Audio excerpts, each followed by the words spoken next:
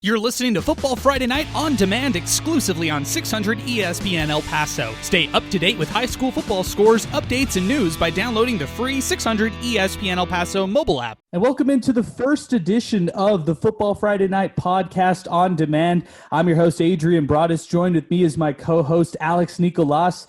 Throughout this high school football season, we're going to be recapping each week. We're going to be talking about a lot of different things involving high school football. And best of all, we'll be bringing on some great guests here to join us on this podcast. Alex, what's going on, my man? So excited to kick things off with you after a busy week one of high school football here in the borderland. Oh, man, feels good to be back on Football Friday Night. Feels good to be in a press box and watch some live football, man. And great for the kids, great for the communities, the band, the cheerleaders, everybody gets to get back out again and participate. And it was good just to see the pageantry and also some really good football this weekend, even though I witnessed 3 blowouts, but still some good football, good storylines already starting to emerge in week one.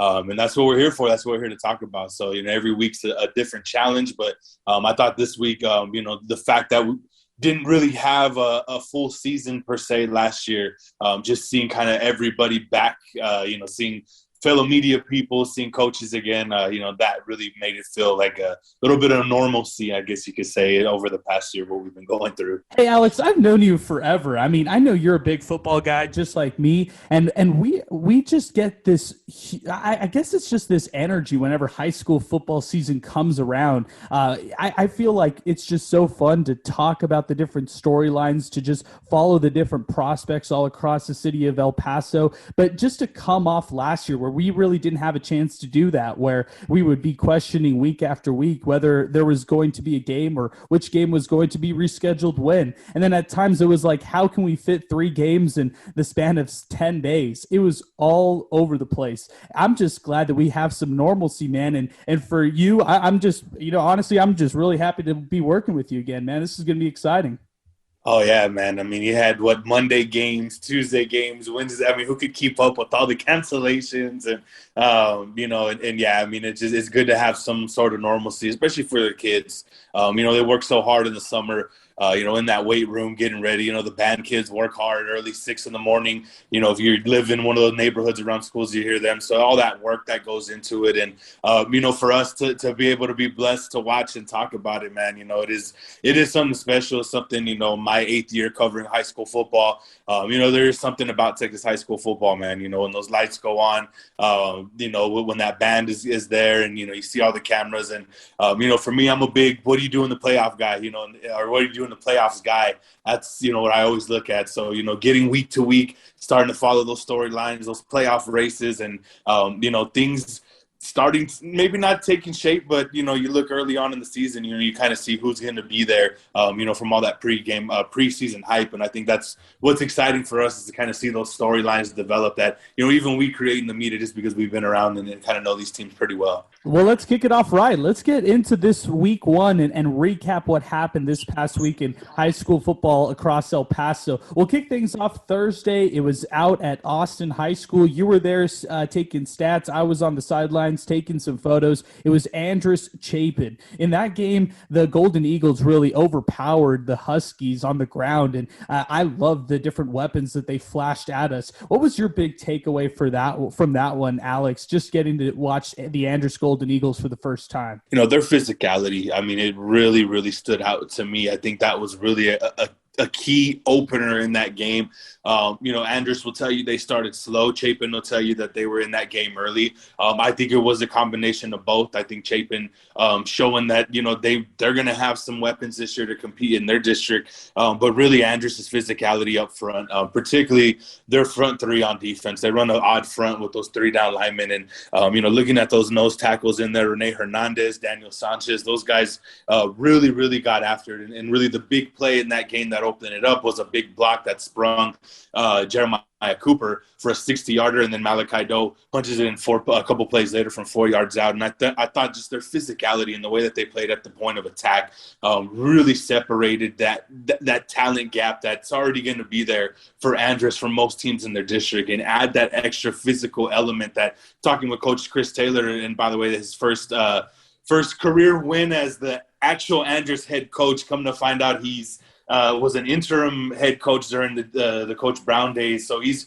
won at Andress before, but now now that he's the man, his first head coaching job. I love that. Yeah, I love that. So talking with him after the game, he wants Andress to be physical, and that's something that's really been missing over the past 4 or 5 years. And Andress playing with that edge, with the talent that they have, that's going to be very dangerous going forward. But depth is an issue this year. They only suited out about 30 guys, for Andress. So that's a little bit different of what we're used to seeing, a deeper Andress team. But their physicality stood out. And obviously the multiple playmakers, Malachi Doe, Jeremiah Cooper, that quarterback, Elias Duncan, a junior who's a really good-looking physical runner, can throw the ball, 6 foot, broad shoulders, about maybe 205, maybe 190, 195 to 205. Maybe I'm giving him a little too much there. But just a well-built kid that was in the program all summer, put in the work, and you could see it going out. And that's a very, very talented team with that physical approach. That's tough come playoff time. And them showing it week 1 was very, very impressive.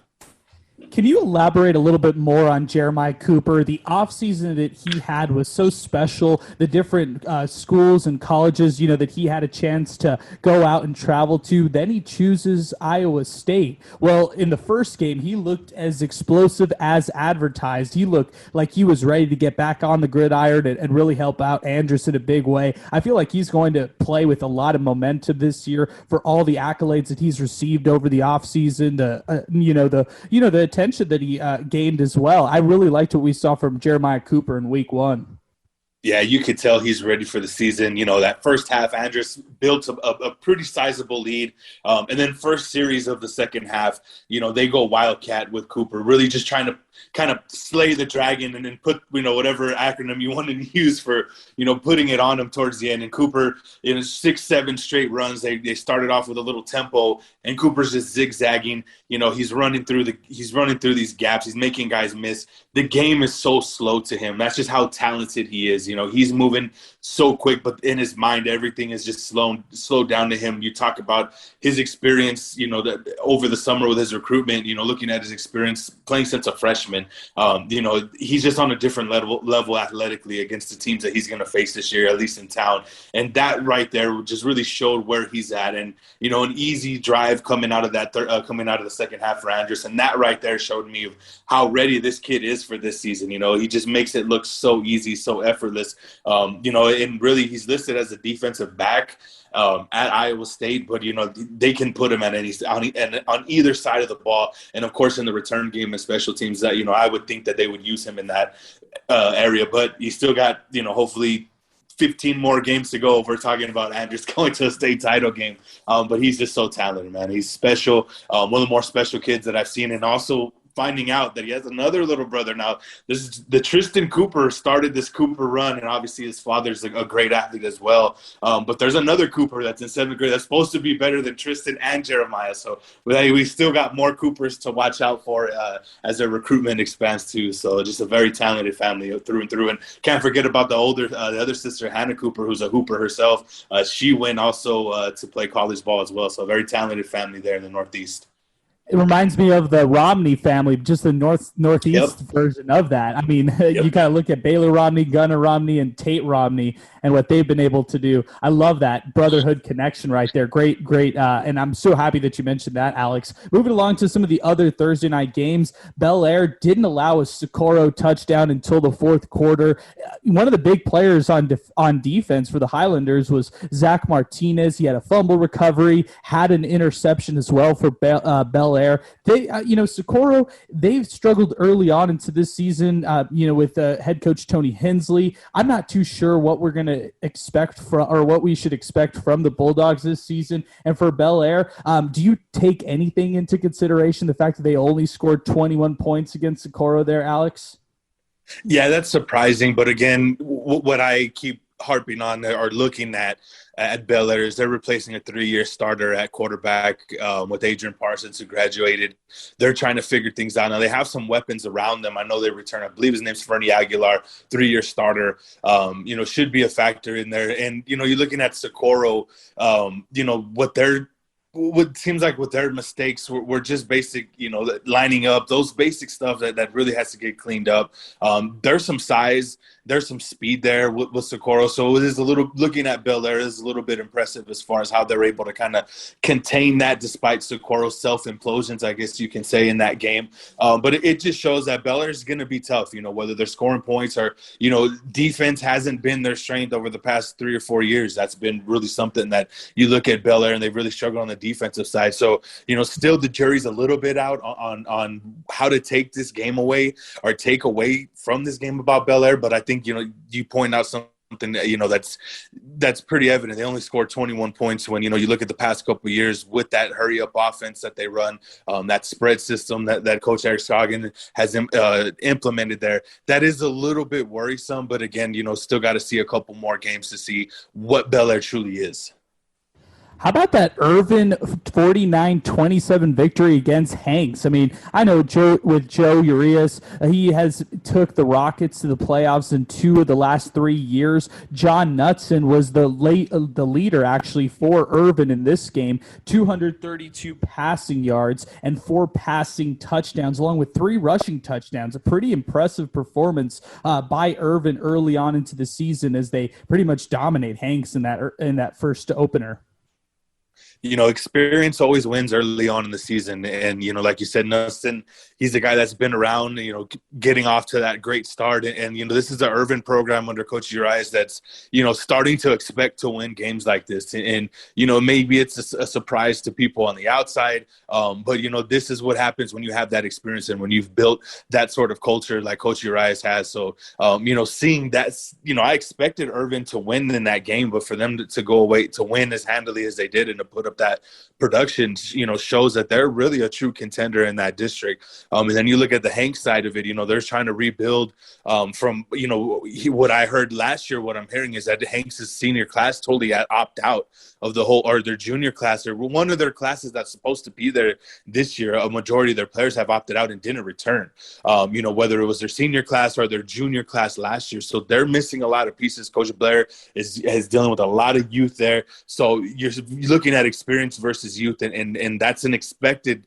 thing now from the Irvin Rockets. They want to win those type of games with their talent and with their experience. So that was very, very telling of how competitive Irvin's going to be inside their district this year. Sanelli, Anthony, the only thing I wanted to mention in this game, San Elizario with a 41-0 victory. Raymond Hernandez scored 3 different times, had 169 rushing yards in this game. How about defensive lineman Eddie Cardenas, who had a sack, 2 forced fumbles, and a fumble recovery? I mean, absolutely dominant for Sanelli. Anything you want to add there, Alex, on Sanelli's big win against Anthony? That's telling that, looking ahead at them, they're going to be tough. They're going to be nipping at the heels of the Riversides, the Clints, the Mountain Views in that district. So another good experience win early on. There is some talent still out there, from the Ray Aguilar era. And I believe this is year 2 of the new head coaching regime there. So that's good to hear that, that's going to be a very competitive district as far as placement in the district title standings there. So Sanelli showing that they could be one of those dark horses out there in 1-4A. Good stuff there. Hey, we got a lot to recap from Friday. A lot of out-of-town games and, some really good in-town games that really stuck out to me. I want to start out of town with Jefferson's 44-27 victory against Alpine. I mean, the Silver Foxes going on the road, pushing past a 21-7 deficit at the half. They were trailing the majority of this game, and they come from behind and beat Alpine. It was Nathan Alcala. I mean, we know him as the star at quarterback, but he really helped out the Jefferson Silver Foxes with 2 picks on defense, and he returned 1 for a touchdown. Man, I couldn't be happier for a guy like Nathan Alcala for what a performance he had in this comeback victory for Jefferson. I'm going to go ahead and call, Alcala's performance, like you mentioned, the greatest single game performance in Jefferson Silver Fox history. I mean, I watched that huddle a couple hours ago, and it was so good. I had to put it on the big screen here and cast it to watch it again, to give him that big screen love. Because, man, this kid's been doing it, I believe now a 3-year starter. multiple year guy that's been there. And that's a big win for Jefferson. I know there was some talk in the press box talk over the weekend that some of those kids haven't even traveled past Horizon City, going east. So, first of all, for Jefferson to get that game and to get those kids those experience of going out of town, you see maybe they got down, it was maybe the moment was a little too much early, but going just like I talked about Irvin, when you have experienced guys like Alcala, Rubio, those talented guys that not only are talented but have been in that situation and have played in a program and a system that fits their strengths, that's what you see in a tremendous single game performance by Nathan Alcala. I mean, one of the better performances you're going to see out of any kid, at any level. That's a tremendous performance, a winning performance. And, you talk about setting the tone early in the season, that type of stat output and that type of win on the road, that's going to carry over. And, they got a few winnable games coming up early on in the season. And we could be talking about, a Jefferson team that may not have the depth, but has the talent to really, really surprise some people and have have one of the most win totals that we've seen out of the Jefferson program in quite some time. Man, I was so impressed with Isletta's 34-33 victory over Clovis, one of the programs that we know very well in the state. Joe Martinez had his squad ready against Clovis. What a win that they had out of town. Yeah, I was reading an article about that one earlier. Another one of those games where, going out of town, getting that experience, almost like a playoff-like atmosphere. You're playing somebody that you're not very familiar with, Isleta replacing a lot of starters that they've had on offense and going into that type of game. That's a big one. That's a big one to put up points and to be able to battle through turnovers and battle through a consistent team like Clovis has been. Particularly last year, saying that they won a couple of playoff games going back to last season. So for Isleta, that's a big win on the road. Anytime you can go on the road and pull off that win early on the season, all that's going to do is give you confidence. And this has been a program that's starting to become a program that's going to put up points, tough to beat. They keep their offense on the field. They have some playmakers there on the outside. That's going to be key for Isleta to continue to develop to be one of those contenders in their district. And then that right there, it just shows that they're going to be a tough out. Whether they are an over 500 team overall on the season or not, they're going to be a tough out going out of town and building that confidence and having that under their belt already.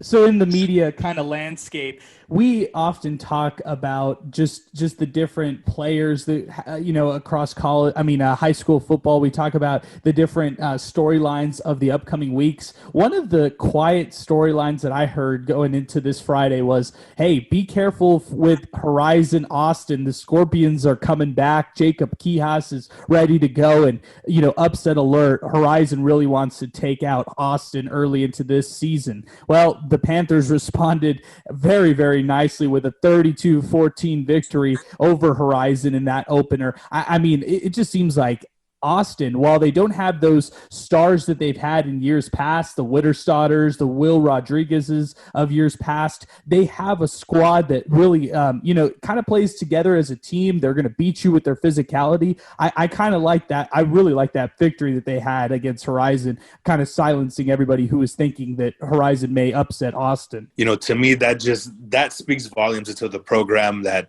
Coach Eric Pichardo has built there. Hashtag ETW, expect to win.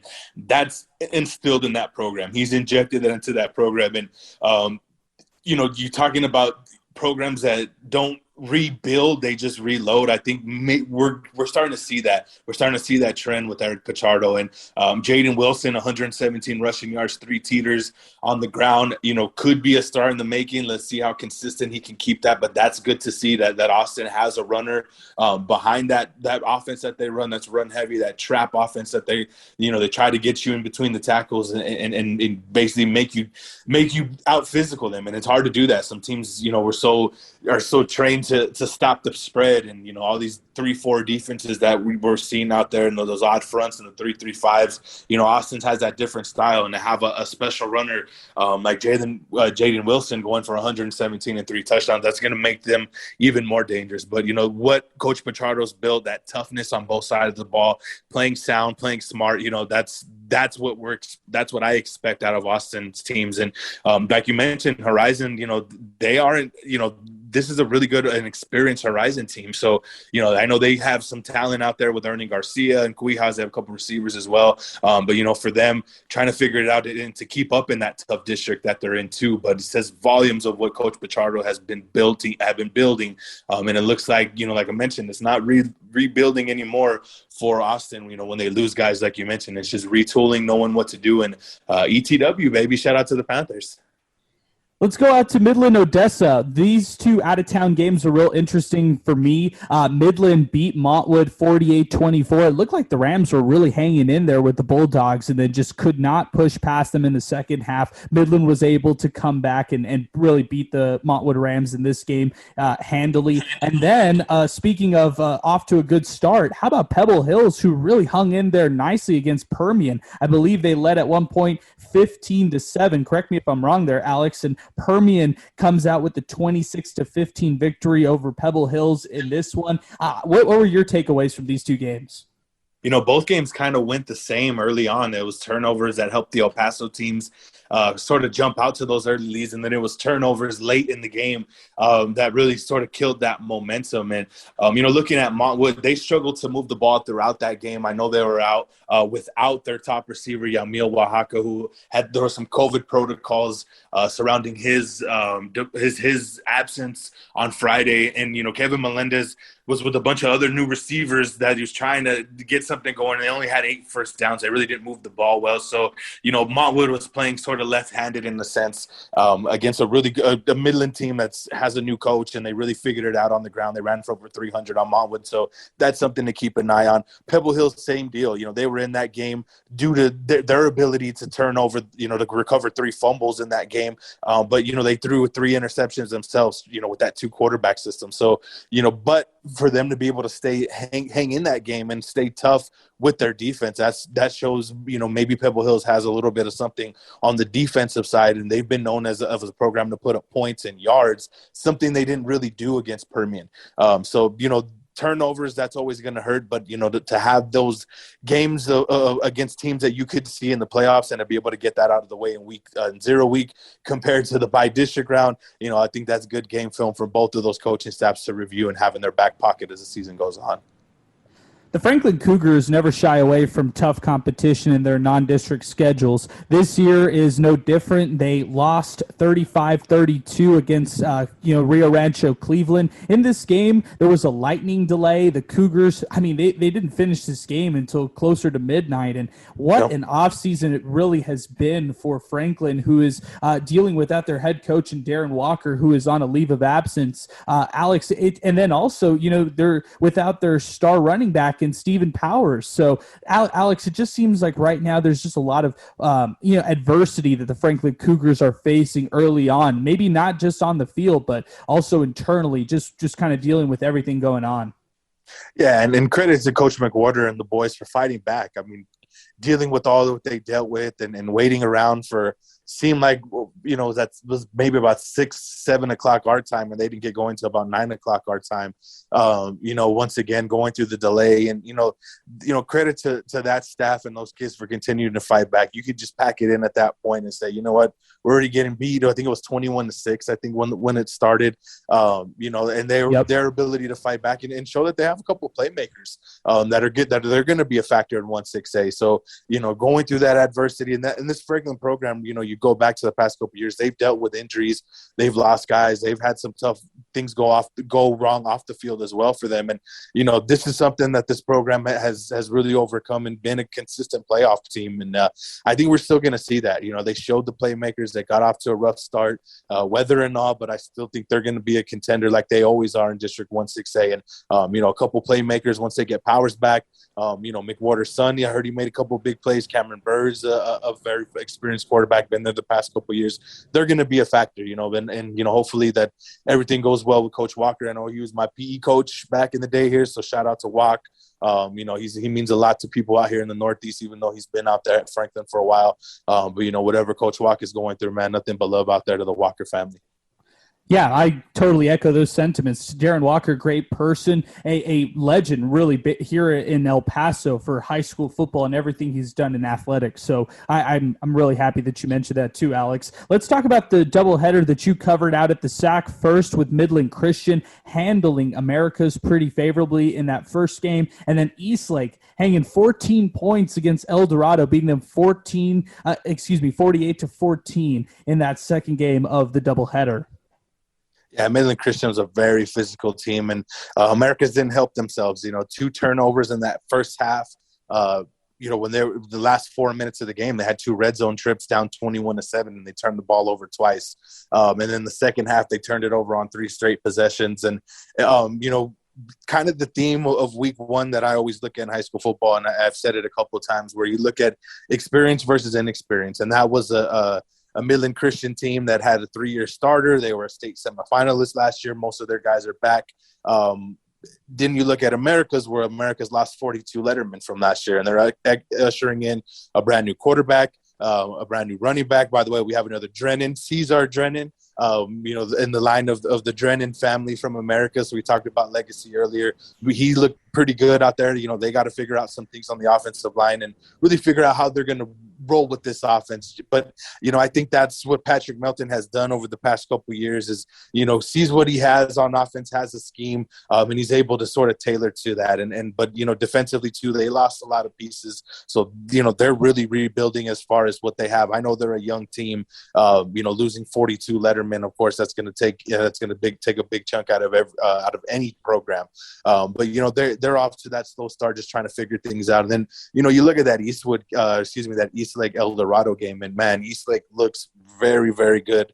Elijah Uribe returns the opening kick 67 yards. 4 plays later, throws a touchdown pass. And then their starting quarterback goes on to throw 5 touchdowns in the game. That shows how talented this team is. They have some new weapons out there. Anthony Moreno, another receiver that stood out to me, had a couple touchdown grabs. But defensively, I think that's another thing that Eastlake always gets overlooked on, and they really have a really physical front seven with that Eastlake defense, and I think that's going to be a very big key for them.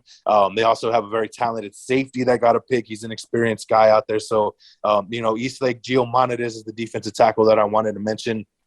Big nose tackle, creating havoc. They look very, very good. They look like the top team in District 1-6A. El Dorado has a lot to work on. They have a new head coach, new offensive system, really trying to figure out what they're trying to do with the 2-quarterback system. So they got some room to grow. They got some talent. But Eastlake, man, they really, really look like a team that's going to be hard to stop. Double reverses, double passes, they're already starting. And Coach Rodriguez was showing that in the scrimmage and, showing that in week 1. And Elijah Uribe could be the top player in the city by week 11, by the end of the season. So really good showing for the Eastlake Falcons to start off their season. I like it. First good take there, Alex. I like the Uribe as possibly a player of the season type of candidate right there for Eastlake. I like that a lot. So we've got the Drennans, we've got the Coopers, we've got the Ochoas. Do we have any more Orion Olivas brothers? Is there another Olivas member of the family? That's the next one we got to look at. I don't think so. I don't think so. I think it's just the older. Well, his older brother was a really good basketball player too. So there's a little. And the dad was a star player. I think the dad. Somebody tweet at me if I'm wrong when this is out there. But I think the dad was on the Final Four team with Coach Forbes back in Riverside back in '94. I want to say. Somebody correct me if I'm wrong. So that Orion, that family already has some legacy as well. So it's all in the family out here in the 915, man. Now, I want to get to the 2 big games of the week, the Parkland Eastwood game and definitely the Canutillo Burgess game, but I'm going to reel off some other final scores. Alex, you just jump in if you want to talk about any of these right here. Del Valle with a 27-7 victory over Coronado. I mean, this one was scoreless midway into the third quarter. I was at Thunderbird Stadium, and the Conquistadors just really took over, especially on the ground game. Coronado couldn't get anything going offensively. It was a really rough going for them to start off their season. On another game, Gadsden shut out Chaparral 52-0. You had Fort Stockton beating Bowie this past Friday 32-21. How about Riverside with a 63-12 victory over El Paso High to get things started for them? I love that for head coach Gary Ricoder and his Riverside Rangers. They got speed, they got playmakers, and they got experience, even though a lot of their team is mostly junior, especially their quarterback, Angel Munoz, who's very, very talented. I was hearing an interview about how he's, didn't even come up as a quarterback, but he's transitioned to quarterback at the varsity level, and he's looked talented. They're going to be tough in 4A. They got the two factors. They got the speed, and they got the size, and that's always tough to beat, especially in a 4A district. Cathedral beats Tornillo 54-0. Santa Teresa beats out Fabens 26-12. You had Cibola defeating Las Cruces 33-21, giving you some regional games right there. Oregon Mountain High School defeated Deming 21-0 as well to kind of wrap up the night. But let's get into the two big games because I feel like, I picked these two right here, Alex, just kind of all the storylines that came into these two matchups in the first place, and I feel like these were the two most exciting games when you just kind of looked at them. We'll start with Eastwood and Parkland. We won't talk too much about the Troopers because we'll bring on Coach Julio Lopez in just a little bit to talk a little bit more about Eastwood in their season opening victory against Parkland. 35-20, very interesting game. I mean, it was an early fumble on the Matador 5-yard line for Eastwood. Then the Troopers score on 4 straight possessions after that, 2 interceptions, and a fumble recovery to help them out defensively. They need to clean up things like penalties, all the penalties that they amassed in this game. But I was super impressed with Andrew Martinez, 430 passing yards. He had 2 touchdowns through the air, 3 rushing touchdowns to close off this game for the Eastwood Troopers. And for Parkland, man, what a game that we saw from Demarion Crest. 6 catches, 221 receiving yards for Parkland. Wow, what a game he had for the Matadors. I mean, the theme of week 1, that, and I sound like a broken record by now, but that I'll take experienced quarterbacks and their teams all day if we're in a pick'em contest or whatever it may be. And Andrew Martinez is one of those guys. He gets it done, loses some of the experienced receivers that he's had around him, and picks it right back up with hitting his running back out of the backfield. What was it, 4 or 5 times for 122 yards, and then Pena had a big night, 7 for 169, maybe his newest target, Isaiah Pena, and those quarterbacks that are just experienced, you take them all day long. What he was able to deliver on the ground and through the air. And Parkland showing that they're going to be just what they've been under Eric Franz, talented, fast. They're going to have weapons all over the place. Not only did the receiver have a big game, but also Isaiah Beasley, 190 yards, 2 touchdowns. And, looking at Demarion Crest, 6 catches, 221 yards and a touchdown, 6'3", 190 pounds. I heard about this kid over the summer. A good friend of mine's actually his mother, and talking about, how much he's grown and his expectations on the season, and somebody that I should keep an eye out. And boy, when Steve Escajeda was calling his name over and over Friday night, I knew that this kid was something special from what I've seen even before he took the field this year. So, Parkland's just talented. They got a new quarterback, Albaran, threw 3 interceptions there. We'll definitely want to talk to Julio Lopez about some of those defensive guys that made plays for Eastwood, but they're going to be tough in that district. It was really, pitting the best 6A team, in my opinion, against the best 5A team in town. When you look at, talent in recent history, and we got to show, but at the end of the day, those experienced quarterbacks, they're going to lead the way. And I think that's going to be Eastwood's calling card. And that's what it's been under Julio Lopez. He gets that experienced quarterback. You throw any receivers out there, and they're going to be able to move the ball, give teams trouble, put up points. And, we're going to see really how tough they are with that tough schedule coming up, because I think this is a very, very tough team that's going to be tough to beat week in and week out, no matter who's on their schedule. And really what I want to see over the next few weeks is how far could this Eastwood team go, because I think they have the ability to really turn some heads when we're talking about later on in the season with that experienced quarterback, and they're going to just be very, very fun to watch this year. Let's move over to that Canutillo-Burgess game. This one was, going into this one, there was so much hype because it was on one side, LJ Martin getting all the Division I offers that he's been getting over the offseason and the big summer that he had versus Tavoris Jones, who had pretty much LJ Martin's summer last summer and has really capitalized on and narrowed his focus in on his committed school, which is Missouri. Tavoris Jones comes into this season with a ton of hype under his belt.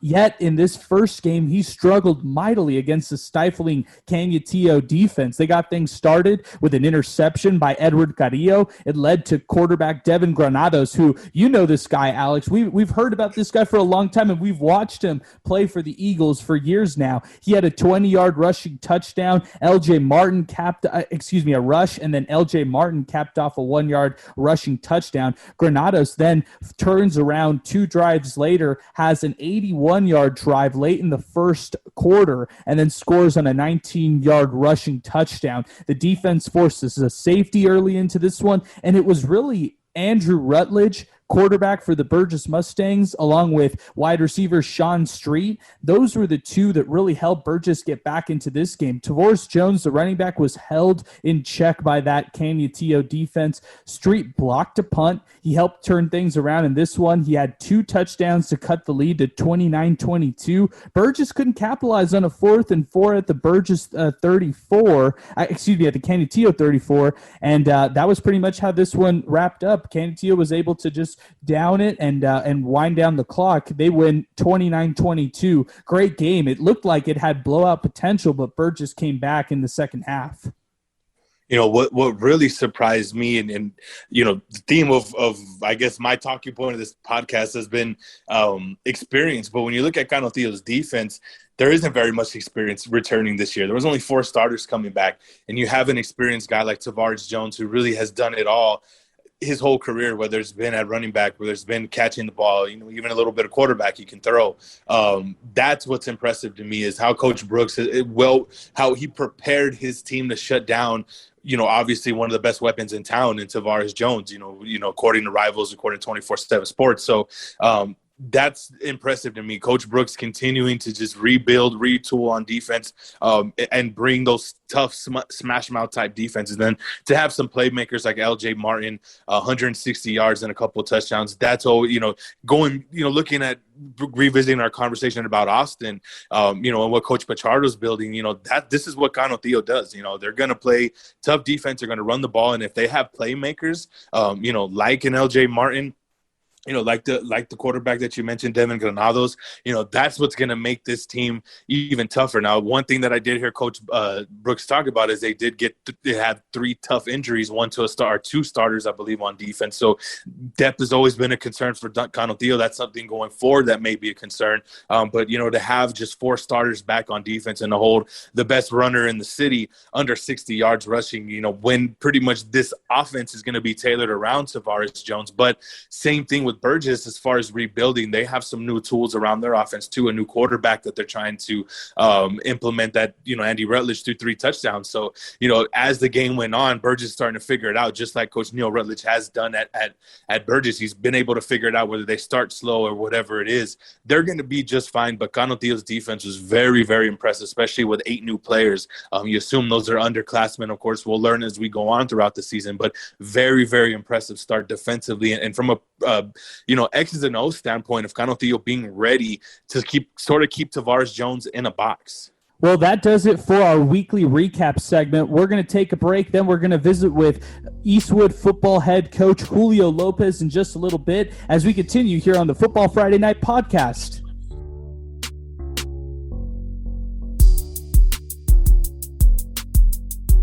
All right, now we have Julio Lopez live with us here on the Football Friday Night podcast. Coach, your team is coming off a 35-20 victory over the Parkland Matadors. Congrats on the Week 1 win. How's everything been going with you, Coach? Yeah, thanks for having me on. It's been going good. I'm glad we definitely were able to shake some of the rust and finally wake up in the second half. It's always easier to correct mistakes after a win. So, especially against a good team like Parkland. Everything's been going good. We felt like we had a good camp, but, we definitely shot ourselves in the foot a little bit too much that night. So take me through this game, because you had a fumble on the Matador 5-yard line. Then you turned around, you score on 4 straight possessions and don't really look back. I mean, what was it that really flipped the script for you? Was it that end zone interception from Christian Munoz? Is that really what swung momentum in this game?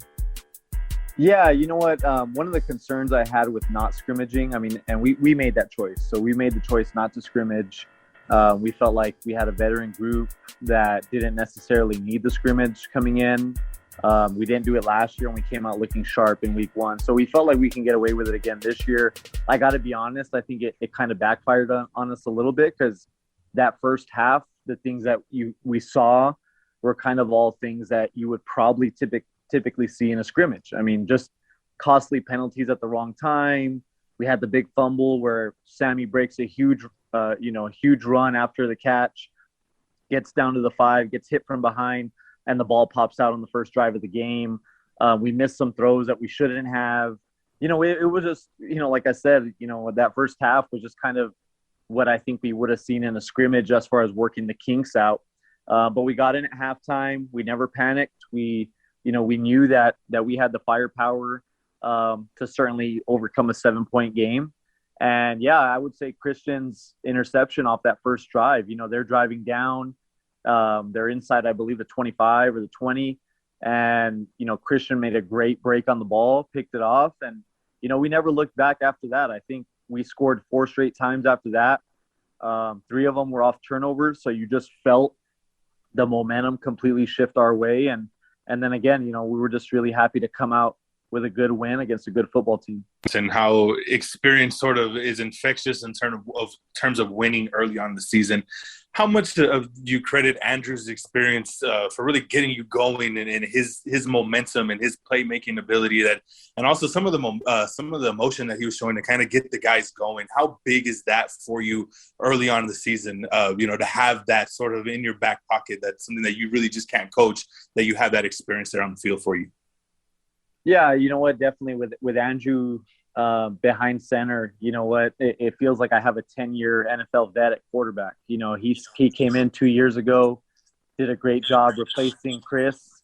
When Chris got hurt, he had a great year last year, where obviously he led us to a great year, a district title, a lot of success in a shortened, weird year where we needed that leadership.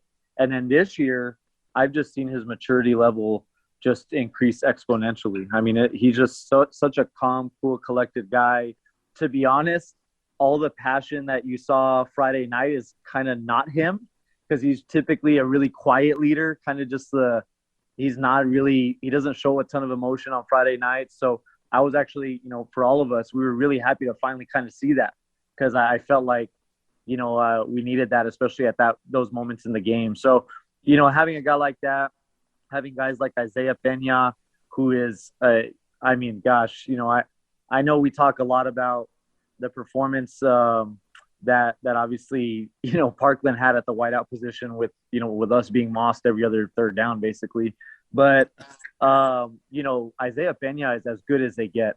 And I'm just going to tell you now, if that guy stays healthy, between him and all the wideouts that we have with the starting 4, and then Sammy in the backfield, Andrew has weapons galore out there. So, seeing his maturity, seeing his leadership, and then the weapons that surround him, I think set up for what could be one of the most special years a quarterback has had, certainly at Eastwood High School, but maybe even in the city. Coach, when we're talking about things to possibly clean up, do you look at the penalties as that first thing that you want to emphasize this week in practice for your team? Yeah, you know what? I mean, I that's obviously, I think every head football coach would tell you that penalties come, especially when they come at the absolute wrong times. Like, for example, we had a penalty on a 3rd and 12 where the quarterback gave himself up and we end up diving kind of over him. We get called for a personal foul and extends the drive. Things like that are certainly things that we want to clean up. We want to make sure that we don't do that, because ultimately in close games,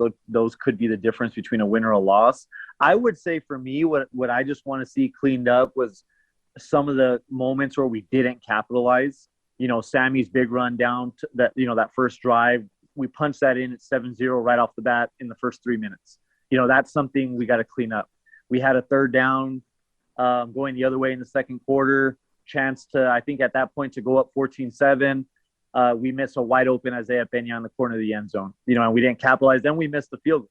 So it was little things like that I think that I'm looking more at as far as on the execution side of things. I think penalties, obviously, again, any football coach is going to tell you you want to limit them, and that's certainly something we're going to clean up. But I think for me, it was more just the execution in the first half that I didn't see at times that, again, I don't know if you attribute it to rust or not having the scrimmage, but I just felt like that's something we want to clean up going into this week against Hank. Coach, you talked about Andrew having multiple weapons, and it seems like that's the theme of your Eastwood teams. You go back to Mark and Richie, and then to Christian and all to Chris Castañeda and all the receivers that he has, and now with Andrew and his group. Without giving obviously the secrets of the program, but what's sort of behind that consistency where you're able to continue and not only just continue to produce but develop these guys to where they're making these stats and they look good as far as statistic wise, but they're making smart plays as far as those third down plays and some of the play calls where they execute. What's really behind that continued success that you've been able to develop quarterbacks, receivers that just sort of get it in a sense? Yeah, I think first off, you got to look at the pipeline that we have. So Eastwood Middle, Eastwood Knolls, our feeders in general, we've done a great job over the last 7 years of keeping our kids home. I mean, that's important. All of our kids, really, I would say 95%, if not more, are all from Eastwood Middle, Eastwood Knolls. I mean, truly homegrown kids that went through our feeder and ended up coming to us. So, I think that's number one. I think that number two, I really credit our staff. I credit our offensive system for putting these players that we get, these great athletes, these great football players, putting them in situations where they can be successful.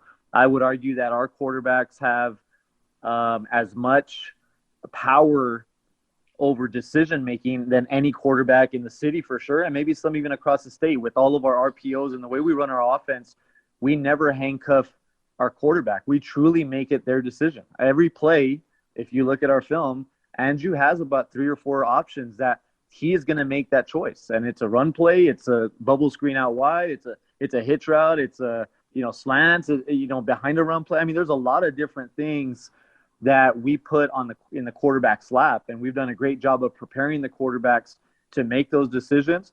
And then again, I think that we've just done a great job of really putting our explosive athletes in the open field and in a system that really allows them to be successful. And that takes the staff, that takes the players buying in. And I just believe in what we do. Since we got hired, we have not changed. I mean, there's you know what you're getting when you play us, and it's not like there's we'll add a couple wrinkles every now and then, but the same offense you saw 2015 with Mark and Richie and that show and Aaron Portillo and guys like that they put on, it's the same show you're seeing on Friday night against Parkland. I mean, there's not really a whole lot. And I think because we are so systematic in our approach to offense or to our offensive system, I just feel it sets us up for success, and it sets us up to utilize our players' skill sets to the best of their ability. Coach, I went on this long rant about Andrew Martinez, and what I basically was saying is, with a quarterback like Andrew Martinez, he's going through a pivotal offseason where it's one that he had a lot of eyes on him last year. He rose to the occasion, helped the Eastwood Troopers in a big way. What was it about, taking that next step for him this offseason? And can you elaborate on kind of his work ethic and what he was able to do to take that next step? Yeah, let me just tell you something about Andrew, and I think this term really got used up and really kind of out there with the Jordan documentary and just how bad he wanted to win and how bad. And I'll tell you, looking at Andrew, his competitive greatness, meaning how he competes on a daily basis, how bad he wants to win. The intangible part of him as a quarterback is what I think you're seeing now. And not that it wasn't there last year, because obviously he led us to a lot of success, but this kid just wants to win. And I think first and foremost, that's one of the key pieces that makes him so good and so successful and thrive in our system. The second is this offseason, he's always been a hard worker. I would say that this offseason, he took the physical aspect of the offseason more seriously than ever before, meaning he hit the weight room. He put on about 15 or 20 pounds of muscle. He had a great offseason in the weight room. And with, obviously he's always been super fast, but I just felt like he took that part probably more serious now than ever. And then again, I think just in the offseason, I think he just understood that as the quarterback of our program, he's the face of our program. He's the leader. He's the captain. He's the guy that we all look to. Like, for example, Friday night, we're sputtering on offense. We're down 14-7. We get into the locker room and we told him, look, man, I mean, you're the guy. We got to look in your eyes and everybody's got to see, your fire, your passion, your energy. They got to see you fired up because they're going to respond to you. And not that he wasn't showing that in the first half, but immediately that's where you see that big run. That's where you see him show that energy, that passion, that excitement. And then all of a sudden we score 28 in a heartbeat. So, I just think he understands how vital he is to this team and how vital he is to our success. And like I said, I think if I could just say the main thing about him that I think what makes him great, it's just that competitive nature and that competitive greatness he shows every day in practice, every day in the weight room. He's there every day. He's committed. He's first one in, last one out type of guy. And we just can't be more happy with his development in our program, obviously going into his senior year. Coach, kind of wrapping things up and really appreciate all the time today. You were at Aggie Memorial Stadium yesterday to watch the Battle of I-10, watch UTEP defeat NMSU 30-3. Your thoughts on that game and getting a chance to watch some former Troopers as well? Yeah, well, first off, it just being in a stadium and even going back to Friday, the environment, gosh, I miss that. I think we all miss that in football, in high school football, college football, just hearing the crowd, seeing the crowd, hearing the oohs and ahs after big plays.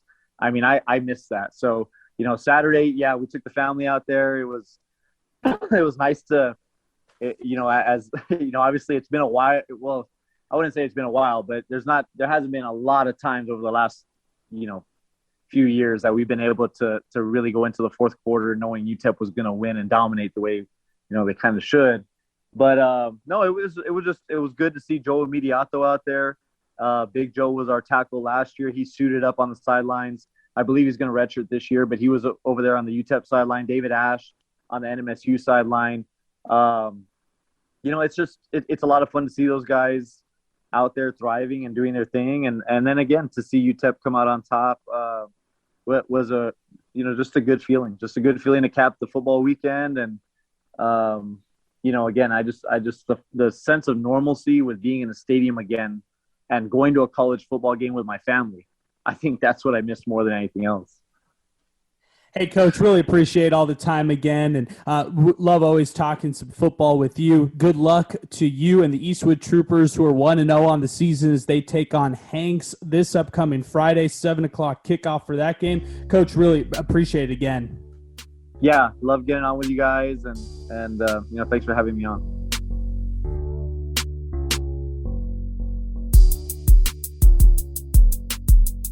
All right, wrapping things up right now with Alex Nicolas. You could follow him on Twitter at NicolasAlex915. Is that right, Alex? Did I get that right? Yes, sir. Awesome. Great to hear. Let's talk a little bit about the stars from this past week. First off, Alex, give me one offensive player that really stood out to you this past week for the week one of Football Friday Night. I teased it earlier about him being an early MVP, city MVP candidate, at least in my world. Elijah Uribe, starts the game off with that 67-yard kickoff return, and then throws a touchdown, and then goes on to catch 3 touchdowns, run for 112 yards, caught 113 that I had him. I think the official stats were a little bit different, but his impact, his vision, his speed, his size, he was finishing his runs physically on the sidelines. He really stood out to me. He would be my player of the game with those 3 touchdown catches, threw for a touchdown, and then had over 100 rushing and receiving. And I even threw him a shout out on the radio. You remember the the Friday Night Lights movie when Boobie Miles' uncle's talking about, and he can pass. So that was Elijah Uribe on Friday night because he did a little bit of everything, man. And that was fun to watch. What a really, really good performance. I'm going to go with Andrew Martinez, quarterback for Eastwood. Over 400 passing yards in his debut, 2 touchdowns through the air. Like I said earlier, 3 rushing touchdowns on the ground. Just like we talked to head coach Julio Lopez, this man did a lot over the offseason to try to get to where he's at right now. And the Troopers have a very challenging non-district schedule, which I'm excited to just see how they maneuver through it. Going over to the defensive side of the ball, Alex, who really stood out to you as your star of the week on defense? Got to go to Thursday night. Damon Espinosa from Andrews defensive end had 2 big sacks that really put the game away. And we talked about Andrews' talent on their defensive line. And Espinosa was one that was really, really getting after it. So great performance by him. Also, Jaime Guerrero, a very experienced player from Eastlake, had an interception in that game. And then Caleb Gutierrez forced 2 fumbles. Actually, one of them, he stripped it. Recovered himself. He's a defensive end, all-district defensive end from El Dorado. So a couple of defensive guys that stood out to me. Really, I like my linemen, so had to shout out 2 defensive linemen there for the big days on off the edge. I'll shout out Nathan Alcala for the Jefferson Silver Foxes. 2 interceptions on defense. He had 1 return back for a touchdown. I'll also give another shout out to defensive lineman Eddie Cardenas for San Elizario. He had a sack, 2 forced fumbles, and a fumble recovery in their 41-0 victory over Anthony. Looking ahead to next week, Alex, there's some interesting games, to say the least. On Thursday, Austin takes on El Dorado for a strange game. What do we even make of this matchup right here between the Panthers and Aztecs? For El Dorado, it's about, figuring out who's going to take over at quarterback. Is it going to be Richard Portillo? Is it going to be Quincy Estrada? The big wrench in that one is during garbage time, the last 2 minutes, Estrada came up with a lower leg injury. So, is it Richard Portillo's team to take over? That's what El Dorado's still figuring out early. I think El Dorado has the talent to fight for that 4th, maybe even 3rd playoff spot, but this is one of those games going up against a perennial playoff team and a team that showed they can hold explosive offenses, example Horizon and this Austin defense. So both teams really trying to build off of what happened last week in a sense. Even though El Dorado lost 48-14, there was some things that they did well in that game to build on. It just depends on what direction they go. And then for Austin, can they continue building that expect to win attitude and go on the road across town and beat a team that's going to have a little bit more speed than them, as far as playmakers on the outside. So that's going to be a very interesting matchup of who can continue building off of what happened last week, whether it was negative or positive. Looking at Franklin, Midland Christian, Montwood, and San Angelo Central, those are 2 really intriguing matchups for 2 1-6A teams who fell this past weekend, Montwood losing to Midland High this past week, the Cougars losing to Rio Rancho Cleveland. I mean, they both face some tough tasks in this upcoming week in non-district play. Those matchups to me, when I hear those matchups with the El Paso team, those are always the physicality checks. How physical can you be, and how healthy can you come out of that game after being physical for 4 quarters? That's your test early on in the season. That's going to test how well you prepared in the offseason, how well your offseason camp went. That's what I look at when I look at both of these teams. Excuse me. When you're talking about playing that type of caliber of opponent, Midland Christian did a number on Americas physically. Excuse me. And San Angelo Central is always physical, always fast, always has a very good quarterback. So that's going to be a big test for both of those teams and a real measuring stick to see, okay, these are 2 obviously playoff teams in the respective districts in Midland Christian and San Angelo Central. Where do we stack up physically, scheme-wise, and where do we need to improve to get to that level? And I think for both teams, that's going to be the theme, and obviously staying healthy, because those are some really, really tough games against some opponents that have a little bit more depth than El Paso teams normally. Then we got to talk about the Northeast rivalry, Parkland Andrews. Where do we even start on this one? This is the one that intrigues me most next week. With Parkland, of course, they need a victory after falling to Eastwood this past week. And for Andrews, they want to build more momentum following their victory over their other rival in Chapin. So I love this matchup for so many reasons. Yeah, and this is one that, looking at it, trying to figure out the history of the last time Andrews Parkland played.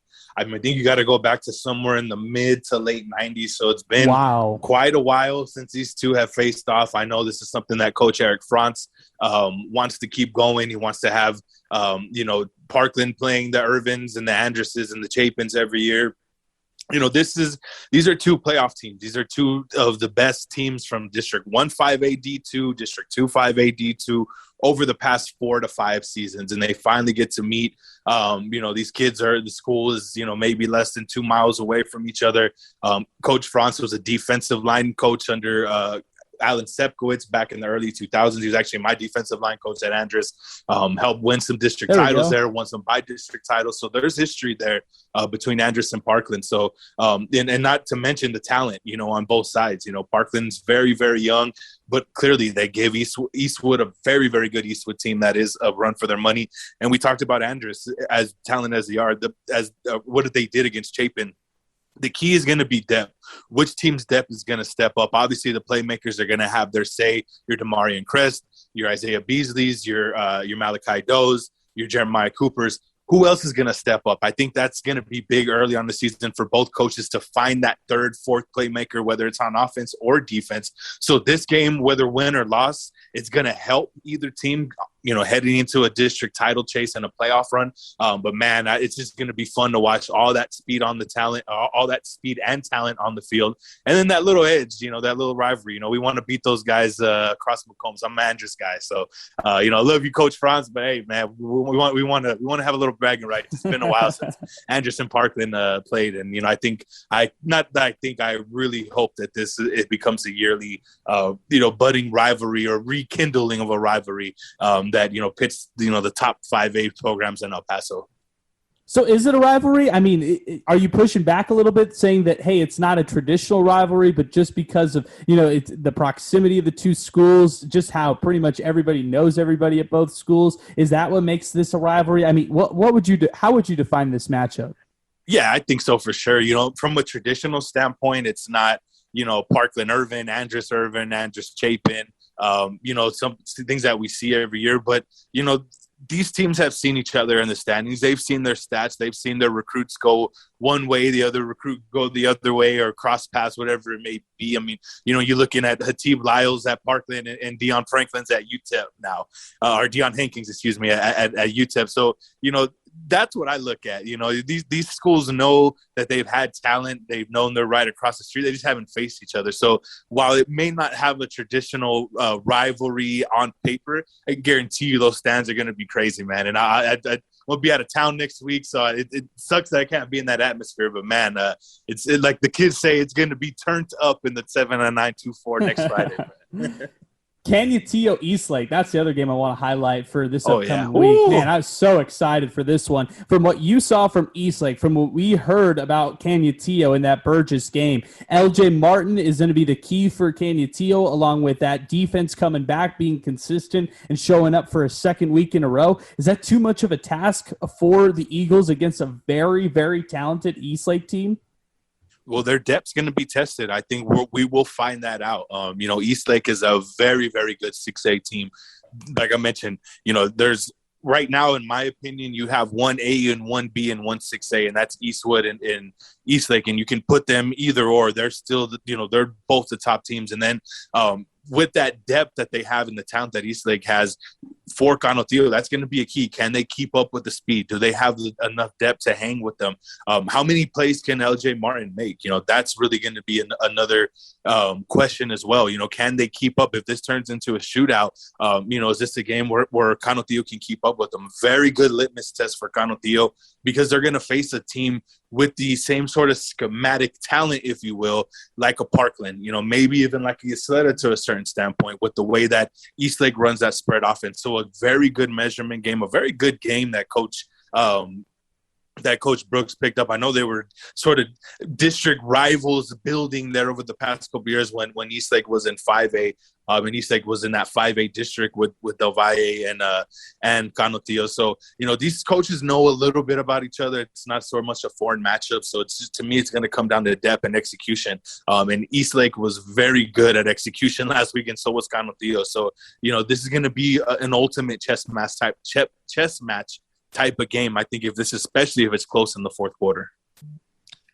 Alex, that'll wrap us up for this week. Want to give a big thanks to Julio Lopez, head coach at the Eastwood Troopers, for joining us in our second segment. As always, Alex, great to work with you. We'll be back again next week. Actually, you're taking next week off. Are we doing this podcast next week? Maybe you got to postpone next week and then move forward to week 3. Is that what I'm hearing right now?